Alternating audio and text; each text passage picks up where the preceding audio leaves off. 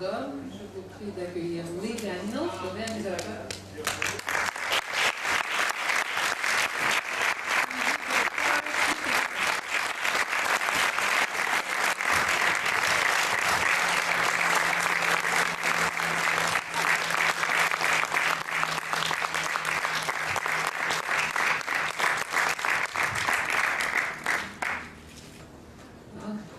Tout de suite, monsieur.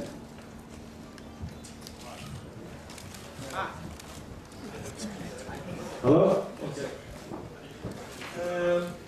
A question for you. There was a lot of turbulence regarding the... Hello? Hi. A lot of turbulence prior to the premiere in the States regarding the title. Were you afraid that that quarrel, very official quarrel, would hurt the film? Obviously, it had not hurt the film, but we were afraid. And how did you cope with all that bullshit? We were just talking about that at lunch a moment ago, and yes, I was terrified that it would hurt the film, and that it would hurt the film, the film itself, because when I'm doing a movie, I don't like to be distracted. I'm not really focused. I'm not a good parent. I don't take care of myself. I'm in my cocoon so these distractions were a distraction. I thought by me leaving and dealing with a problem, I thought it was going to hurt my process, the film.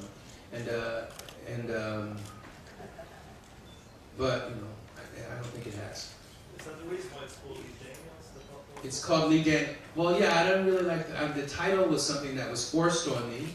The title was forced on me by the MPAA, the ratings board, and there was a dispute between Warner Brothers and the Weinstein Company, and the MPAA edicted that Lee Daniels, the butler, would be changed. I just call the butler.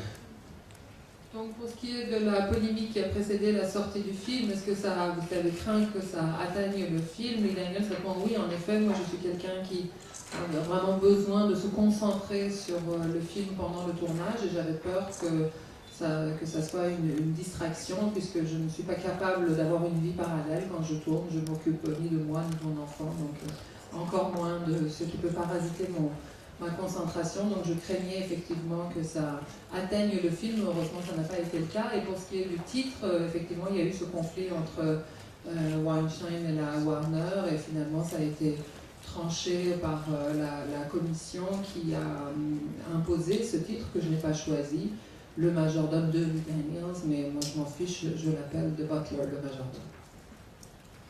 D'autres questions, monsieur?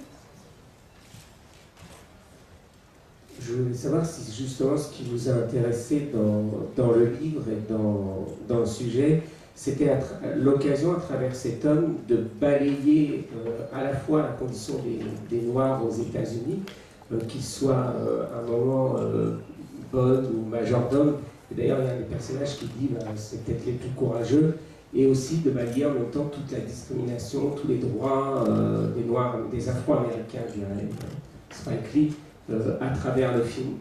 Parce que je trouve qu'on a vraiment là et des choses qu'on ne connaissait pas.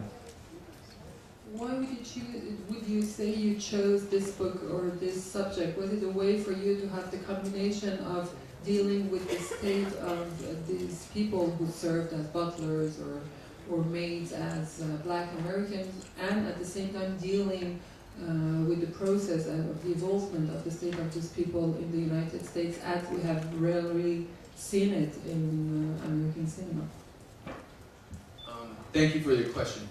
I chose it because it was a father and son love story, and we don't get a chance to see those very often, especially with African Americans. We don't see that.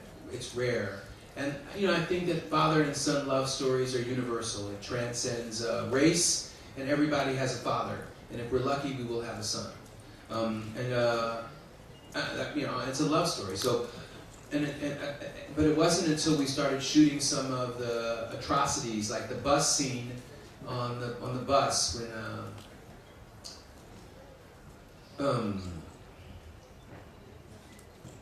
when those kids were being beaten, that I realized that that this was a bigger story than just a father and son love story. It was a story that was about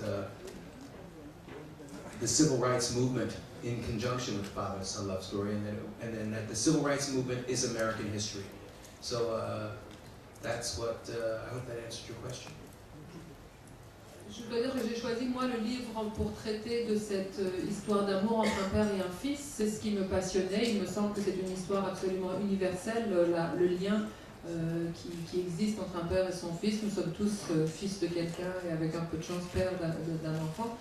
Et donc c'était pour moi quelque chose d'universel qui dépassait les spécificités culturelles ou géographiques.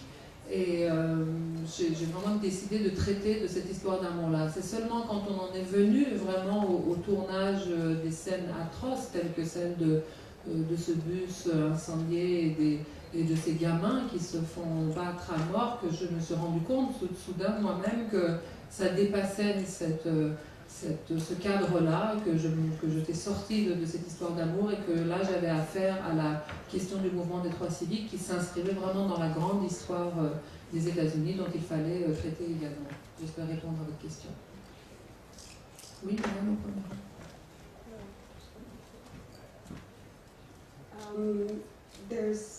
recently Obama said that he cried while watching the movie because he was thinking about the butlers at the White House and the condition of African Americans at that time. How do you feel about that reaction? Obama a déclaré récemment qu'il a pleuré en voyant le film, justement en repensant à la condition de ces majordomes, de ces gens de service à la Maison Blanche. Donc, qu'est-ce que ça vous inspire? I think because it's a culmination of the film, and it's this long journey over almost 100 years, you know, to bring us through this movement, and to get to Obama.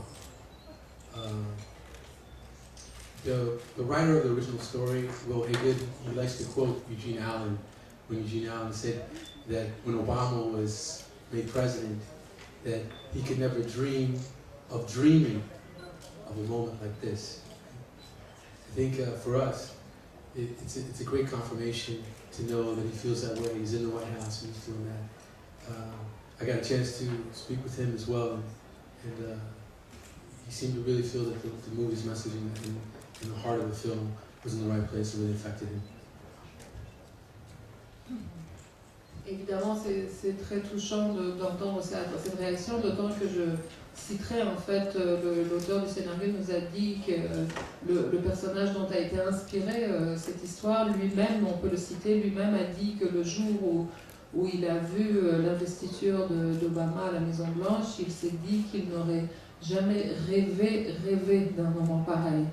Donc c'est d'autant plus touchant de voir aujourd'hui qu'Obama lui-même a vu ce film, a perçu pleinement son message et a pu s'inscrire au cœur de cette question-là. Donc tout ce voyage en fait qui est fait entre la vie de ce personnage à travers l'histoire américaine jusqu'à aujourd'hui l'investiture d'un président comme Obama est quelque chose d'extrêmement fort. Et moi j'ai eu l'occasion personnellement de lui parler et c'est très touchant de savoir qu'il nous rend le message qui lui a été envoyé. One more thing. I think it's really impactful, because when Lee's telling the story, because there's real people in the film, and so you always get a little anxious, you know, about whether or not those people will receive the movie in a real way. We had that experience when we screened the movie for Eugene Allen's son, Charles, and at that screening, right at the end, when the movie was shown, Gail asked him in the audience, "So what do you think?" So that was overwhelming for us, you know, because we were nervous about how the real life people will experience it, if they can accept it for what it is. He did, yeah. Et ce que je voudrais ajouter, c'est qu'en fait, il y a toujours, c'est ça qui est merveilleux dans la façon dont Lee a su traiter de ce sujet, c'est que quand vous racontez l'histoire vraie de personnes vraies qui sont là pour voir le film que vous faites, c'est un peu anxiogène. Vous vous demandez toujours comment est-ce qu'ils vont prendre la façon dont on traite de leur histoire, et est-ce qu'ils seront d'accord, comment ils percevront ce qu'on veut leur dire à travers ce récit qu'on fait de leur vie. Et c'est ce qui s'est passé quand il y a eu une projection du film. Le fils de Eugene Allen, dont l'histoire a été inspirée, était présent dans la salle, et donc il a été interpellé. On lui a demandé alors qu'est-ce que vous en pensez, et donc on était tous un peu sur les dents parce qu'on se demandait vraiment comment ils allaient réagir. Donc ça, c'est quelque chose, un enjeu très particulier dans ce film.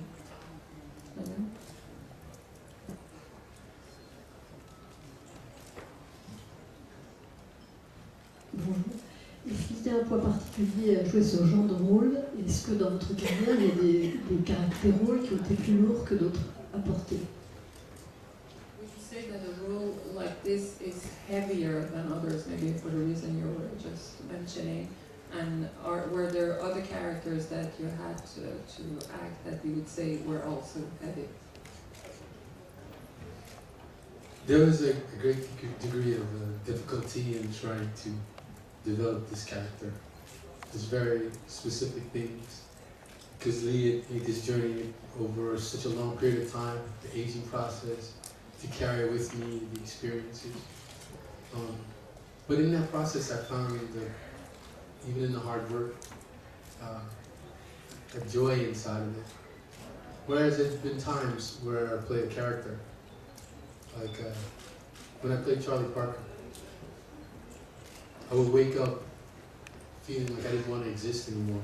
I would be so depressed because I was working on the part. There's different types of experience, different things that changed. I think working with this group who cared so much about doing the project and finding a new process in this gave me some great moments of joy, which I didn't always experience in every part. Sometimes in the past, working on a role can be torturous for me, very difficult. This one was only like difficult because he had me working 18, 20 hours a day, and like in the complexities, not necessarily in the emotional content. Bien sûr, ce rôle avait ses propres difficultés. Je dois dire surtout l'approche qui a été celle de Lee, le fait qu'il ait choisi de traiter une période historique tellement longue. Donc il y avait en plus de la maturation de l'homme, il y avait la question de l'âge à traiter et puis à l'accompagner dans ce cheminement et m'approprier le cheminement intérieur aussi qui était celui du personnage. Donc tout ça, ça créait une difficulté, mais je dois dire que pendant tout ce processus, j'étais emplie d'une réelle joie qui me portait et qui me permettait d'aller au bout de ce travail, ce qui n'a pas toujours été le cas pour d'autres rôles difficiles que j'ai eu à incarner. Par exemple, je me souviens que quand je jouais le rôle de Charlie Parker, tous les matins en me réveillant et en sachant que je devais de nouveau m'atteler à ce travail-là, je me prenais l'envie de mourir tellement j'étais déprimée par ce rôle, et c'est quelque chose qui peut vraiment devenir une épreuve quand vous incarnez un personnage difficile. Ici, il y avait une difficulté, certes, notamment cet homme qui nous faisait travailler 20 heures par jour, ça avait sa propre souffrance, mais ce n'était qu'une souffrance de surface, puisqu'au fond, notamment grâce à toute cette équipe extrêmement impliquée et engagée dans ce film, j'ai vraiment vécu des moments de joie. Autre question, monsieur? Mr. Whittaker, as a follow-up to the previous question, can I push you a little more on your method of acting? It seems that many actors go out and play a role, and in the evening they think of something else. You seem to be, you force yourself to become the part that you are actually playing. You mentioned Charlie Parker, but it seems to be the case for most of your roles. Is that a correct assessment?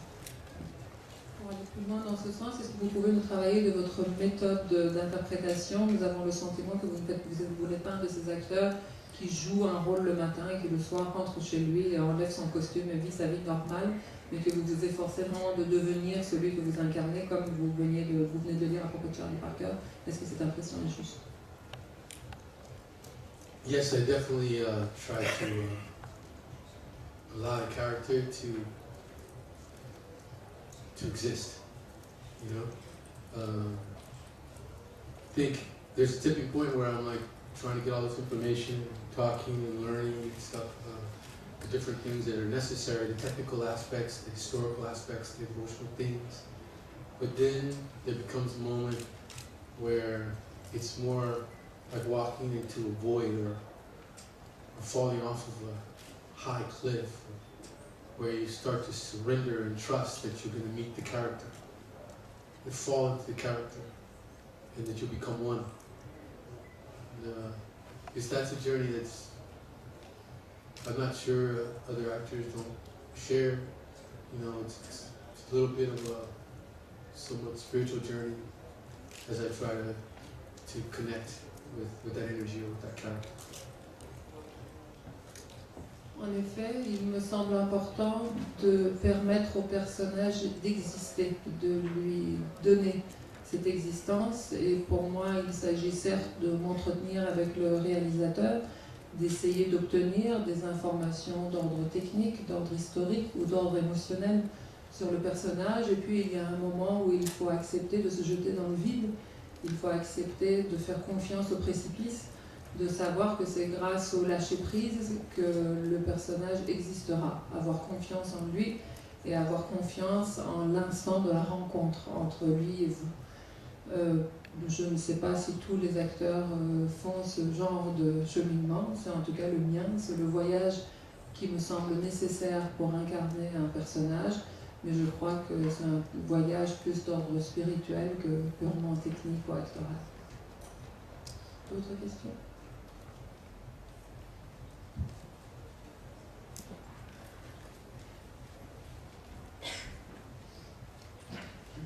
À la lecture du scénario, comment voyez-vous ce majordome et comment l'avez-vous perçu à la lecture du scénario?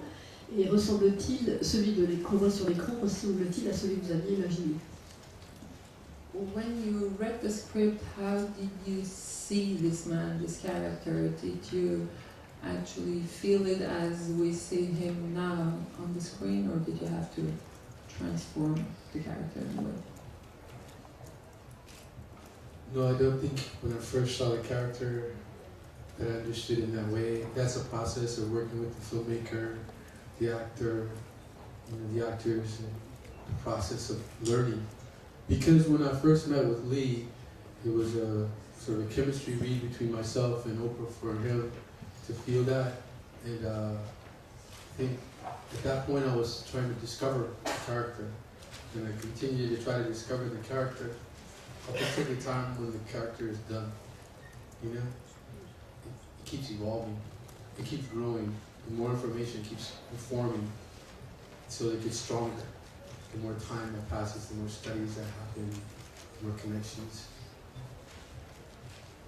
Non, il ne me semble pas que j'ai pu percevoir le personnage dans son étoffe et dans sa complexité à la lecture. C'est vraiment quelque chose qui se tisse au fur et à mesure que le processus de la création avance. C'est beaucoup dans un échange avec le réalisateur. Là, je dois dire qu'il s'est produit dès le départ une sorte de symbiose entre Lee, Oprah et moi, où nous construisions ensemble ce personnage et ce réseau de personnages. Et c'est vraiment à travers ce travail et ce temps qui passe que le personnage se crée, qu'il évolue et qu'il croît. Et je crois qu'il continue de mûrir jusqu'à l'instant où le film se fait et où le personnage apparaît à l'écran.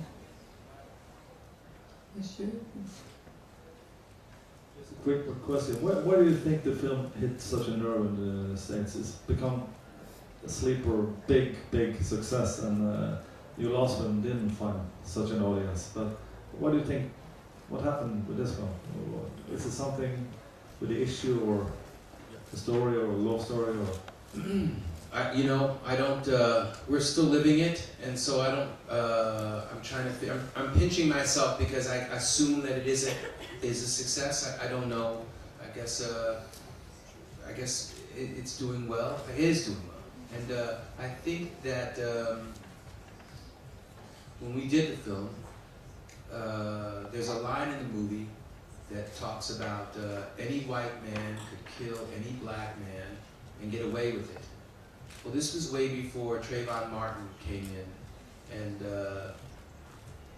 so I didn't intentionally make a statement. In the end of this film, I ended with hope. This is what Obama is about, and that great speech that he makes, and Cecil's walking down the light and the music and the swelling, And so, but I come out of the edit room and I see that we're still, we're right back practically where we started from, where that any white man can still kill any black man and get away with it in America. So I don't know. I think it's interesting. that as far as we've come, we've still got very far to go.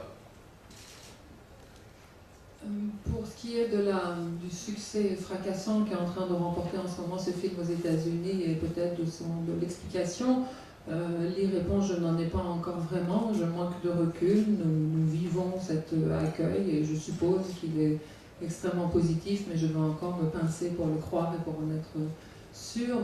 Pour ce qui est de l'enjeu du film, il y a cette phrase que l'on cite dans le film qui dit que aujourd'hui aux États-Unis, n'importe quel blanc peut tuer n'importe quel noir et s'en sortir.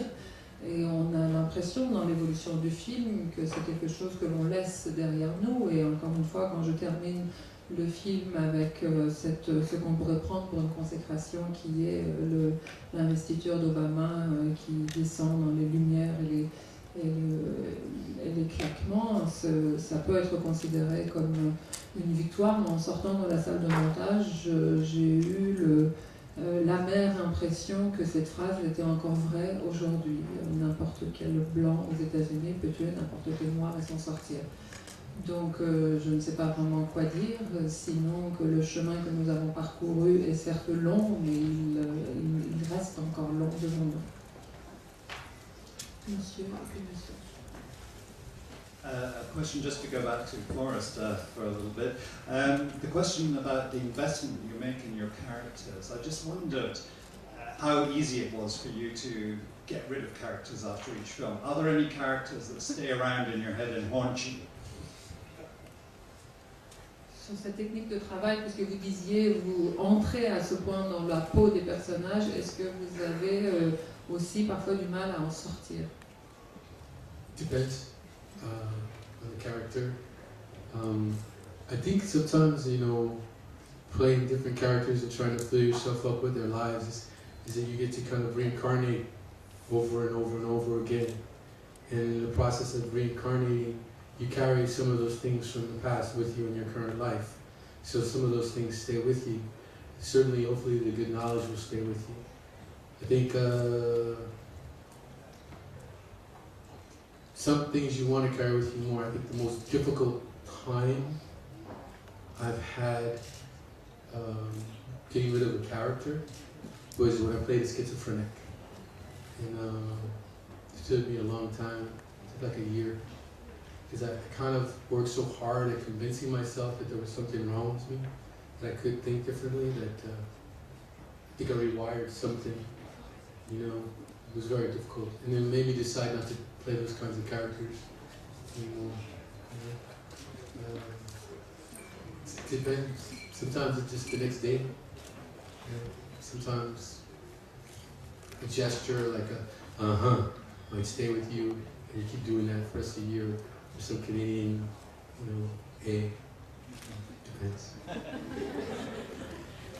C'est très variable, vraiment ça dépend des personnages. Il y en a qui vous quittent du jour au lendemain et puis il y en a d'autres qui vous accompagnent. Moi je vis ça un peu comme dans le processus de la vie, comme des réincarnations successives. On a l'impression qu'on entre dans une peau et puis on change de peau. On passe soi-même à une autre étape de son existence et parfois il y en a où on garde effectivement des traces des personnages qu'on a incarnés.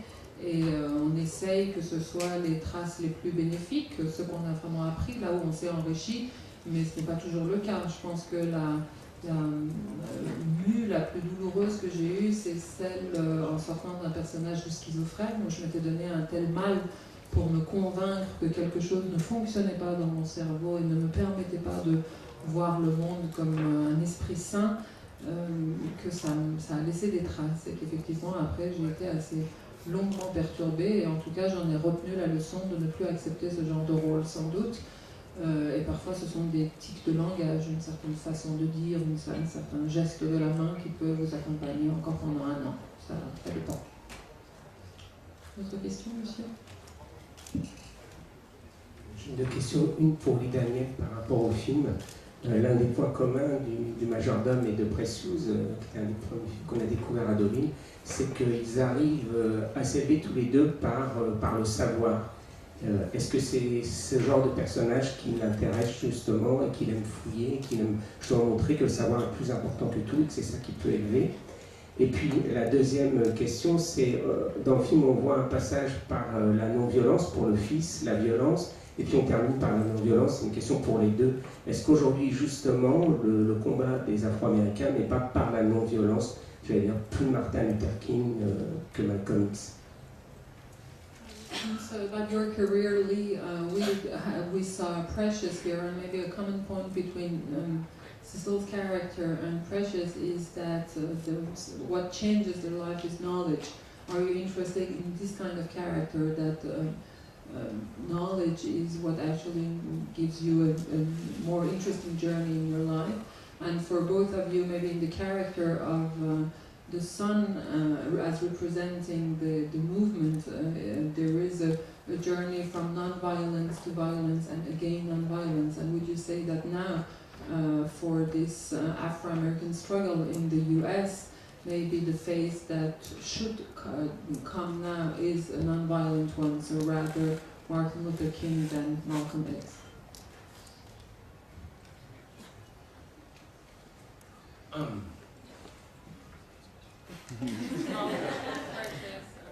Yeah, I think that we care for Precious in the same way that we care for Cecil, in that you experience to me, you experience the birth of a soul, both of them, that they have given birth to a new identity. So yeah, that's interesting. It's the first time I've been asked that, and I think that there's a similarity that's there. And I think that to answer your second question, I think that nonviolence is always the way to work, and I think that we just need more heroes, and I think that that's what this film, hopefully people will walk away with, is that the kids that were doing this at the time, they were heroes, and they were fighting for the soul of the country, and they were not just black kids, but white kids. And I think that hopefully people will walk away with this film, hopefully there will be heroes in the audience. I'm not a hero, I'm just a filmmaker, you know? I don't know that I could take a bullet for the right to vote. I could take a bullet for my children, but I can't take a bullet for the right to vote. But there are heroes, and hopefully those heroes will come out of the closet after seeing the film. Effectivement, c'est la première fois qu'on fait un rapprochement entre Precious et le personnage de Cécile, et le point commun entre les deux, c'est qu'on assiste à la naissance d'une âme, à la création d'une identité. Et c'est en effet ce qui m'intéresse et ce que j'aime donner à voir, donc c'est assez pertinent comme rapprochement. Pour ce qui est de votre question, bien sûr, la non-violence l'emporte, et la non-violence est juste. Ce que nous donne à voir le film, c'est peut-être la nécessité d'avoir des héros qui sont capables de se battre pour l'âme du pays. Ces gamins qu'on voit dans le film l'ont fait, et j'espère que ce film va susciter des vocations de héros. Personnellement, je n'en suis pas un. Je suis un cinéaste, je saurais peut-être me présenter devant un fusil pour sauver mes enfants, mais pas pour le droit de vote. Je n'ai pas cette étoffe-là, mais j'espère que les gens qui verront le film partiront avec cette inspiration-là, et qui sait peut-être cette vocation-là, c'est ce que j'espère. Une toute dernière question, monsieur? Hello, I have a question to you, Forster. First, sorry. I'm from Sweden, and I love your movies. And I have a question concerning your understanding of acting in general, and also your beautiful way to really becoming the character that you're playing. Your apparently pure talent, but considering the artistic training, how important would you say that is, except for having that pure talent? for like becoming the character so beautiful. Dans votre façon d'incarner un rôle, il y a certes votre talent pur et inexplicable, mais quelle est la part de la formation d'acteur et du travail de préparation? Not sure, pure talent. I know that in the beginning of my career, the thing that set me apart was that I was willing to work so hard.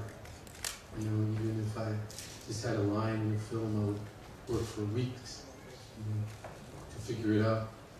And that may have been a sort of differentiator, helped me.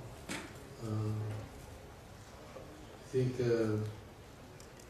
this film with Lee should have helped me in a way. It connects to your question, is find a new process, because my process always continues to change, and I think the process here allows me to walk away from a character in a different way.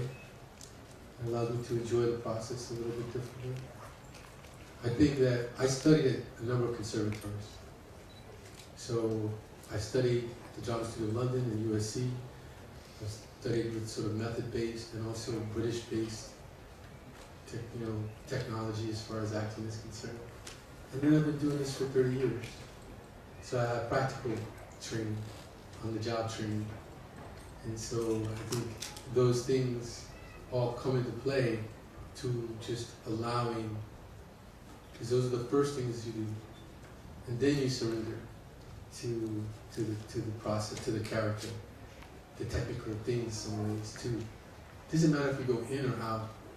If I slam my hand on the table, I'll get angry. If I get angry and it makes me slam my hand on the table, still, it's just the process, and that's technical, but I don't know about it being just in accepting your compliment, because I appreciate the compliment of pure talent.